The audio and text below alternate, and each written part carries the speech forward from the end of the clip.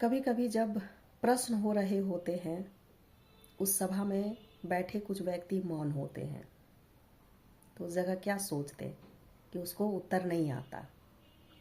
नहीं, कभी कभी मौन में भी गहरा उत्तर छुपा होता है, गहरी सीख छिपी रहती है। इसलिए जो सुनना सीख लेते हैं वही सही निर्णय ले पाते हैं। लेकिन आज के समय में सुनना कम हो गया है और बोलना ज़्यादा हो गया है। बोलने के लिए सब आतुर होते हैं। इसी पे मैं आपको एक कहानी सुनाती हूँ। एक राजा था। वो अपने आप को बहुत ही बुद्धिमान समझता था और सभा में भी इस बात को हमेशा साबित करने में लगा रहता था। उसके दरबार सजे होते थे, आलीशान, रेशमी पर्दे, सब बहुत अच्छा। और जब भी वह सभा में जाता हमेशा प्रश्न को तैयार रखता था और उत्तर सुनकर वह बहुत खुश होता था।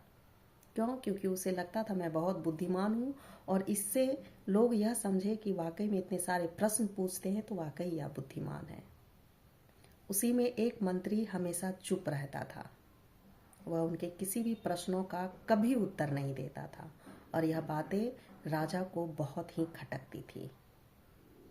एक बार राजा यह सोच कर गया कि आज देखे इस मंत्री से पूछते हैं, कहीं आज बोले।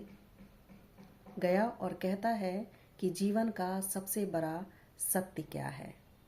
तो कोई कहता है धन है, कोई कहता है ज्ञान है, कोई कहता है शक्ति है। लेकिन फिर भी वह मंत्री चुप रहा, कुछ नहीं बोला। उस दिन फिर राजा को वो बात खटक गई। अंत में राजा ही उसके पास गए और कहते हैं कि तुम्हारे पास कोई उत्तर नहीं है। तो मंत्री पहली बार बोलता है कि उत्तर है, लेकिन इससे सुनने के लिए पहले जीवित होना जरूरी है। राजा समझ नहीं पाया, कहा स्पष्ट बोलो। तो वह कहता है कि हम जिसे पकड़ना चाहते हैं वही हमें बांध लेता है और जो जीवन में छोड़ना सीख जाता है असली राजा वही कहलाता है। राजा फिर असमंजस में पड़ गया। तभी मंत्री मुस्कुराते हुए कहता है कि हमसे ऐसा कौन सा चीज है जो कोई छीन नहीं सकता। सत्ता सिंहासन देता है, लेकिन सिंहासन तो कोई भी छीन सकता है सत्ता के बल पे। लेकिन विवेक हमें संतुलन देता है और वो हमसे कोई नहीं छीन सकता।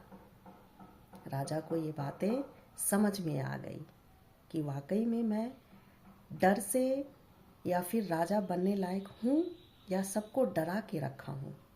उस रात उसे बहुत बेचैनी हुई, उसे नींद नहीं आई।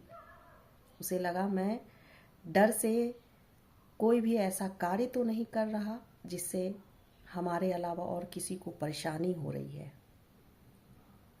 वह दूसरे दिन राज में घोषणा करवा दी कि आज से वही घोषित परिणाम होंगे जो सत्य के निकट होगा। ये नहीं कि जो हमें मंजूर हो या हमें पसंद हो।